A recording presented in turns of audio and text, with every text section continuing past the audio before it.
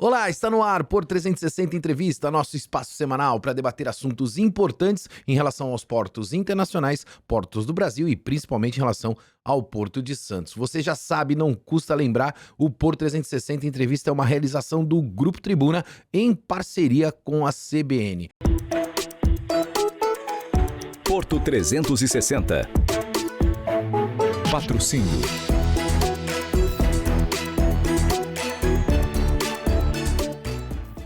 Essa semana vou trazer um tema que eu adoro, que por sinal já tô agendado para embarcar no Natal. E para isso vou conversar com um grande amigo e presidente da CLIA, Marco Ferraz. O tema da semana é Cruzeiros, a temporada 24-25. Marco Ferraz, obrigado pela participação aqui com a gente para tratar desse tema que você bem sabe, eu sou um apaixonado. Obrigado, Marcel. É um prazer estar aqui, agradecer o seu convite do Grupo Tribuna, CBN, um prazer estar sempre com vocês. Marco, vamos falar dessa temporada 24-25, só para a gente poder começar contextualizando. Qual é a expectativa da CLIA, né, em relação a essa temporada 2024-25, em relação a passageiros, a relação de movimentação financeira também para as cidades e quais são os navios que vêm aportar, né, nos portos brasileiros? Legal, a temporada está iniciando agora, o primeiro navio já está a caminho, chega semana que vem no Brasil, mais alguns navios, a gente está falando de cabotagem, né, que são os 9 navios aí. Pela costa brasileira, né? Pela costa brasileira. Isso. E mais 35 navios de longo curso, e alguns já passaram, já estão na nossa costa aí. Então, um total de 44 navios vão passar pelo Brasil. E para a gente falar de cabotagem, que são os 6 navios da MSC e os 3 da costa, você vai ter um total de 861 mil leitos. Né? A gente vai visitar todos os destinos aí que a gente sempre visita, entre Brasil, Uruguai e Argentina, e os números vão ficar bem próximos da temporada passada, que a gente tinha mais ou menos a mesma oferta, o mesmo número de navios, 5.200 milhões de impacto econômico, direto e indireto induzido, e em torno de 80 mil empregos, né? Praticamente 9 mil empregos por navio sendo gerados, e a grande maioria desses empregos são gerados em terra, como você sabe. Marco, as pessoas sempre me perguntam em relação aos novos destinos, né? Nessa temporada 24-25, existem novos destinos que estão sendo ofertados aí pelas companhias? Olha, ainda não existem. A gente está operando em 6 portos de embarque, que é os mesmos da temporada passada: Itajaí, Paranaguá, Santos, Rio, Salvador e Maceió. E como destinos de trânsito aí são os mesmos, mas eu posso adiantar que a gente está com conversas adiantadas com Vitória e com Penha. Penha é a cidade onde fica o Parque do Beto Carreiro, e a gente espera que seja possível uma escala teste, né, ainda até o fim da temporada, até abril. Claro que a gente não pode confirmar, isso vai depender muito das companhias, mas as coisas estão avançando, as prefeituras locais, governo do estado, todas as autoridades nos ajudando muito para que isso fique pronto e a gente possa estar oferecendo aí uma escala teste. Escalas internacionais, né? Eu te confesso que aquele cruzeiro que a gente faz ali, Argentina e Uruguai, é um dos melhores cruzeiros que eu já fiz até hoje, né? Eu já fiz cruzeiros internacionais fora do Brasil, mas esse cruzeiro que a gente sai de Santos e vai até Buenos Aires, tem a oportunidade de ficar em Buenos Aires, pernoitar em Buenos Aires, depois visitar o Uruguai e retornar ao Porto de Santos, é um cruzeiro incrível. A gente repete esse ano, como é que estão, né, essas escalas internacionais também, Marcos?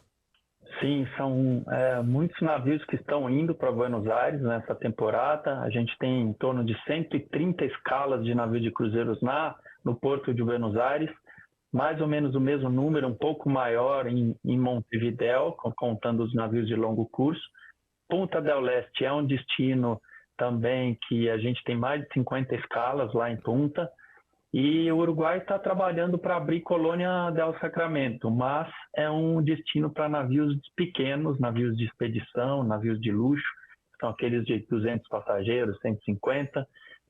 Talvez eles trabalhem aí para uma escala teste, se não for nessa temporada, na outra. E a Argentina, você tem Puerto Madryn, tem Ushuaia, né, que são os navios que podem fazer um pouco mais de roteiros longos, até entrar no Chile, a Patagônia chilena também crescendo muito. Para você ter uma ideia, Maxwell, em Puerto Madryn são 43 escalas nessa temporada, em Ushuaia 550 escalas. Uau! É o principal porto de entrada para a Antártica. Então, a gente, associados CLIA, estão indo para lá. Nesse momento, tem vários já que começaram a operar em Ushuaia.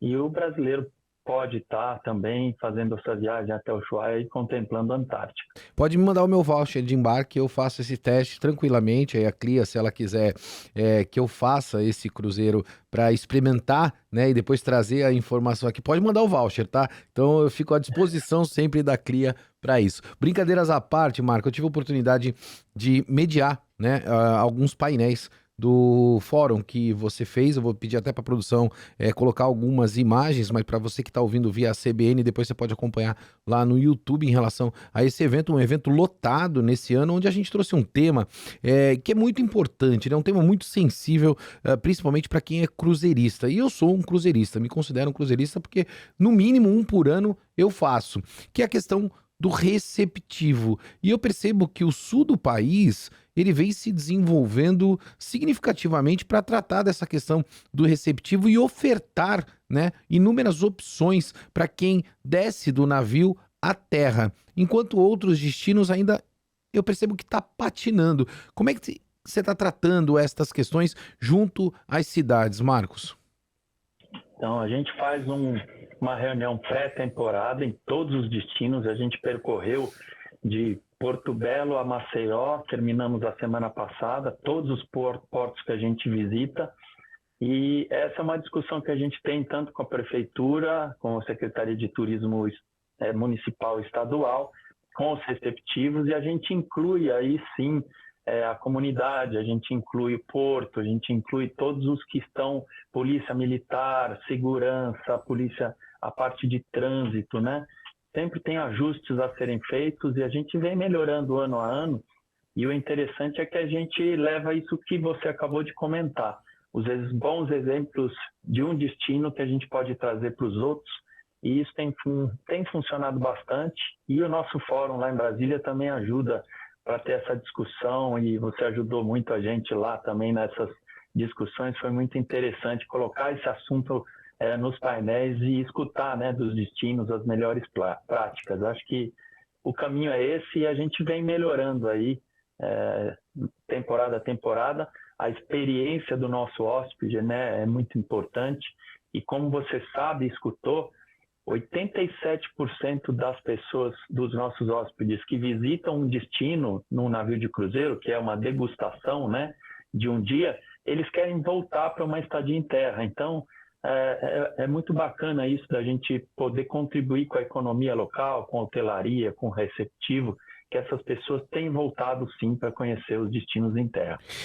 É verdade, e a gente percebeu isso não só esse ano, né? Eu tive a oportunidade de estar mediando também esse evento, né? O Fórum da CLIA em Brasília no ano passado, e a gente tratou desse tema e também elucidou, principalmente para muitas pessoas, essa questão que as pessoas muitas vezes reivindicam ali, falam, o navio tem que ficar 1 dia, 2 dias, 3 dias. Não, é uma degustação. Você vai na cidade, você faz uma degustação e, na verdade, você curte a vida a bordo. A tua experiência, ela é a bordo, né? Então, evidentemente, as pessoas começam a ter esse tipo de entendimento, tem um receptivo óbvio para fazer esta degustação e depois você pode retornar numa outra oportunidade. E falando em retornar, eu preciso falar de embarque, né? Opção de embarque. Hoje, por exemplo, Marco, uma dúvida minha aqui, né? Talvez eu não conheça tanto de cruzeiro como eu posso imaginar, mas se eu quiser pegar um voo e ir para o sul do país, eu posso embarcar lá e descer em Santos?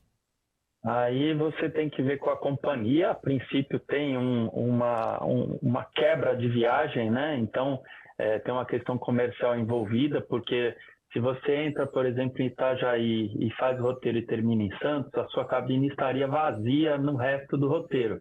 dependeria de alguém embarcar em Santos e também sair em Itajaí. Então é uma questão comercial aí a ser envolvida com cada uma das companhias. Porque as pessoas muitas vezes me param na rua e falam, né? Falam, Max, às vezes eu vou pro Rio de Janeiro. Eu posso embarcar lá no Rio de Janeiro, eu pegar um cruzeiro que ele faça Rio, Salvador, depois ele retorna ali para Ilhabela, Santos, Rio, e eu quero descer em Santos. Posso? Tá aí, resposta dada. É uma questão comercial, você trata isso diretamente com a companhia e talvez, possivelmente, você consiga fazer também esse tipo de situação. Marco, tratando desse público mesmo, né? A gente percebe ao longo dos anos que os cruzeiros, eles ganharam uma parcela significativa da população brasileira. Por que eu digo isso, né?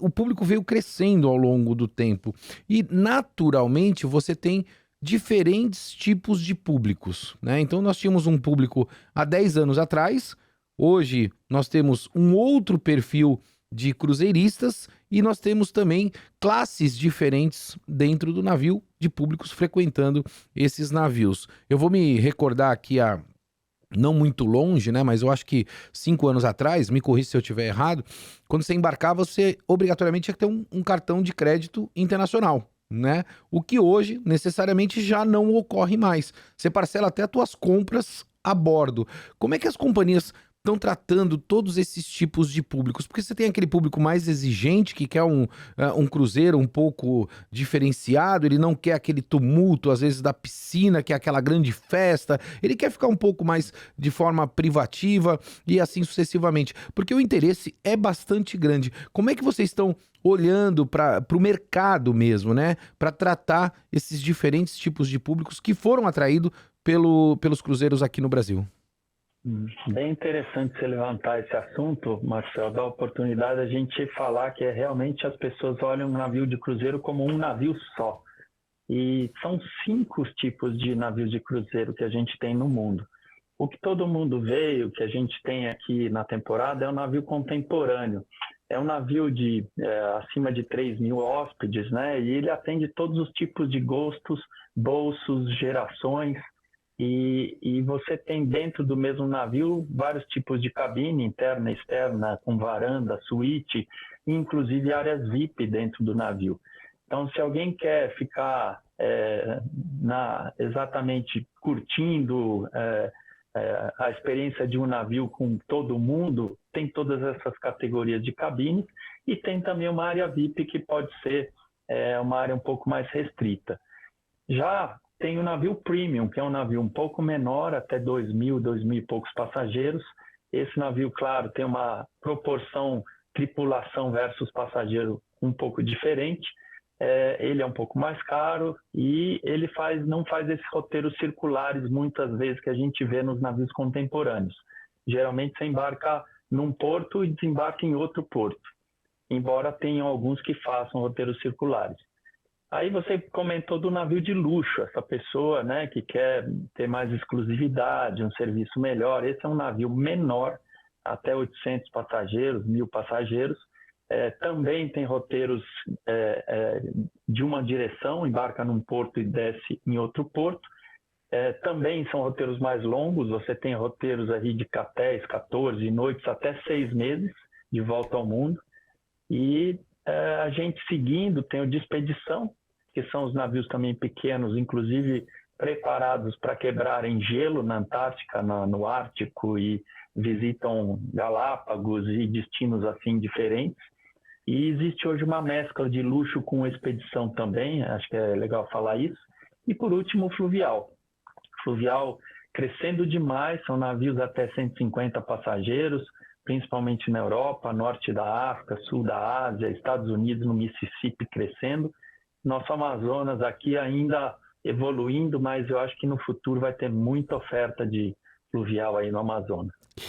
Não faltou um tipo de cruzeiro? Posso colocar uma pitadinha aqui? Não faltou o cruzeiro temático? Ele está dentro do cruzeiro o contemporâneo, né? Tem o temático que eles usam justamente porque cabe muita gente. Aí tem show, tem cruzeiro de dança, gastronômico, religioso. E aí as operadoras de turismo e de cruzeiros podem estar fretando o navio para um determinado tema, e aí a gente tem... o que é interessante você levantar esse tema é que muita gente que gosta de um artista vai para o navio pela primeira vez, gosta e aí vira um cruzeirista de carteirinha. Eu falei do temático, vou dividir uma coisa com você e com toda a audiência aqui, se você me permitir. Em certa oportunidade eu recebi uma oferta de uma das operadoras, né, para fazer um cruzeiro até a Argentina. E eu vi aquela oferta, me chamou bastante atenção, porque eu falei, nossa, o preço está extremamente atraente. E aí eu fechei, Marcos, sem saber o que realmente estaria ali dentro do cruzeiro ou não, pela paixão que eu tenho por cruzeiros. E eu embarquei num cruzeiro temático chamado Baila Comigo, senhoras acima de 65 anos que iam dançar no navio. E eu fiquei ouvindo músicas, né, de algumas décadas atrás, ao longo de aproximadamente 7 dias. Foi muito divertido, né, foi muito legal, foi uma experiência única, e é por isso que eu pontuo, porque os cruzeiros temáticos você tem das mais diversas, né, opções. Eu encontrei o Marco, se não me falha a memória, num cruzeiro temático ano passado, que eram DJs, né, que ficavam tocando 24 horas por dia dentro do navio. Então, assim, incrível. Para quem curte música eletrônica, você tem a possibilidade de ficar acordado 24 horas por dia. Eu, como já não consigo mais pela idade, ela não me permite, eu lembro que eu acordava 8, 9 horas da manhã, o pessoal tava dançando ainda, e eu me perguntava, será que é prova do líder? Né? Porque o pessoal continuava dançando 24 horas por dia. Algo realmente fantástico que é proporcionado pela indústria de cruzeiros no nosso país. Marco, olhando de novo, né, para a operação de cruzeiros no nosso país, eu tenho que olhar para a questão do clima, né? A gente tem que trazer esse ponto para a luz, esse ponto para o debate, que está focado na questão da sustentabilidade. A gente tem visto hoje o mundo se movimentando para novas fontes ou matrizes de energia, não só para veículos do nosso dia a dia, como a gente vem acompanhando, mas também para os navios. Como é que está essa questão na indústria do cruzeiro, né? Existe alguma preocupação, algum movimento que vem sendo feito hoje para que também possa utilizar combustíveis que sejam mais sustentáveis do que combustíveis fósseis? Sim, sim, esse é um tema importante dentro da indústria, a gente já vem lidando há vários anos. A CLIA e os seus associados já têm um compromisso de redução dos gases de efeito estufa em 40% até 2030, que está logo aí na frente, e 100% até 2050. Para que isso aconteça, tem muito investimento em tecnologia dos navios, né? Porque o navio, toda a parte elétrica dentro do navio, ela é abastecida pelo motor, né? Um gerador que carrega baterias e gera energia para dentro do navio. Então, quanto menos você consumir, menos gás de efeito estufa você está emitindo. Então, as companhias estão mudando com muita inteligência a operação a bordo, a parte de ar-condicionados inteligentes, mudando toda a parte elétrica de iluminação, as janelas escurecidas, todas as máquinas modernas, mas, como você falou, os motores vão estar mudando para os próximos anos para ter combustíveis neutros. A gente vai chegar num combustível neutro. O primeiro combustível, que é o de transição, é o GNL, gás natural liquefeito. Então, muitos navios estão sendo feitos agora e saindo da operação para operarem com GNL, e eles já estão prontos para o bio-GNL. O GNL ainda é fóssil, e o bio-GNL não, aí ele vai ser zero.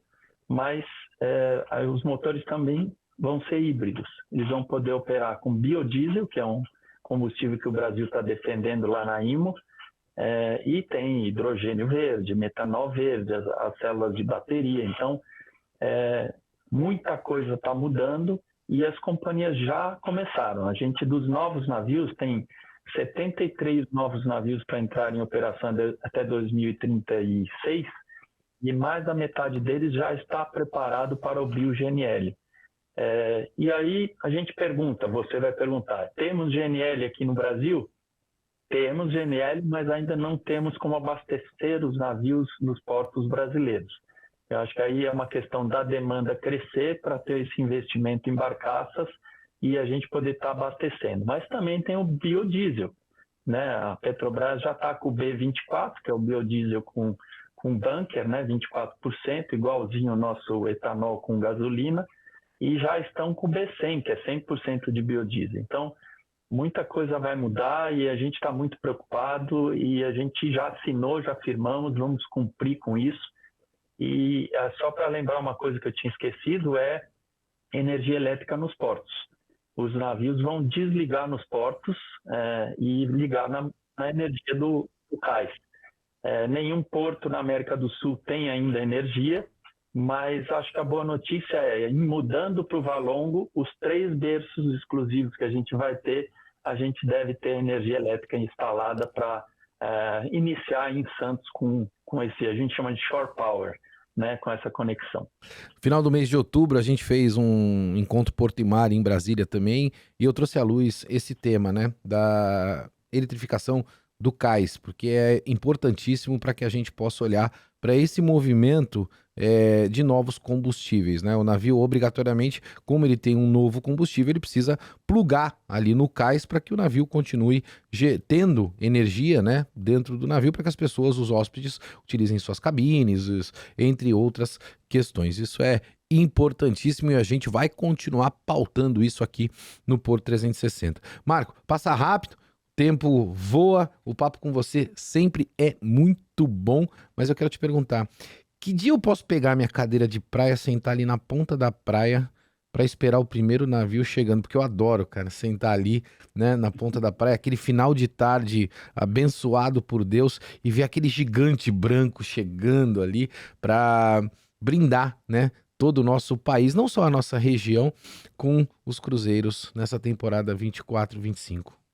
Dia 8 de novembro, a semana que vem, chega o primeiro navio de cabotagem aí em Santos, né, o MSC Civil. Já de manhãzinha, se você quiser colocar ali no Cais dos Pescadores, você vai ver ele chegando. E dando início a 142 escalas aí em Santos. Vão ser 142 escalas dos navios de cabotagem, 13 escalas dos navios de longo curso, totalizando aí 155 escalas. Um total, Maxwell, de 650 mil leitos dos navios de cabotagem aí em Santos. Então, se historicamente a gente tem 94% aí dessas camas sendo vendidas, a gente, com a embarque e desembarque, a gente deve ter quase 1.200.000 pessoas entre chegando e saindo, passando no terminal. Então, é uma temporada robusta e queria te lembrar uma coisa, você vai poder pôr a sua cadeira e se você quiser passar o Réveillon aí em Santos, você vai ver um navio de cruzeiro no Réveillon em Santos. Opa, novidade aí, é isso? As pessoas vão acompanhar o navio de cruzeiros ali na Barra de Santos, vendo a queima de fogos. Exatamente, é a primeira vez que a gente vai ter esse navio seguindo aí, vendo os fogos de Santos, a gente está bem feliz e não vemos a hora de tirar essa foto e ver esse navio aí à meia-noite em Santos. Ó, para quem está assistindo, até me arrepiei aqui, porque são conquistas que a gente tem do setor, né? Eu acho que é fantástico, isso mostra realmente o quão cresceu o Ano Novo de Santos, a ponto de chamar a atenção dessas companhias para estarem ali também curtindo o Ano Novo. Então, estamos combinados, hein, Marco? Tem o voucher lá da Patagônia que você me mandou e o voucher do Ano Novo. Então, eu vou curtir essas duas experiências. Brincadeiras à parte, meu amigo Marco. Sempre bom falar com você, cara. Obrigado pela presença aqui, trazendo informação com exclusividade que teremos um navio ali na Barra para acompanhar a queima de fogos. Forte abraço. Obrigado, Marco. Super obrigado, conte sempre com a gente se vê navegando no porto aí em Santos. Disso eu não tenho dúvida, toda temporada ou eu encontro o Marco em algum porto aí pelo Brasil, ou encontro ele a bordo, coisas do destino mesmo, saio do elevador, dou de frente com o Marco Ferraz. É assim que acontece, o papo começa e aí a gente vai longe falando desse setor que é tão apaixonante, que é o setor de cruzeiros no Brasil. Eu vou ficando por aqui, como você bem sabe, sempre movimentando muito mais que informação. Forte abraço, até semana que vem, se eu não tiver embarcado. Porto 360. Patrocínio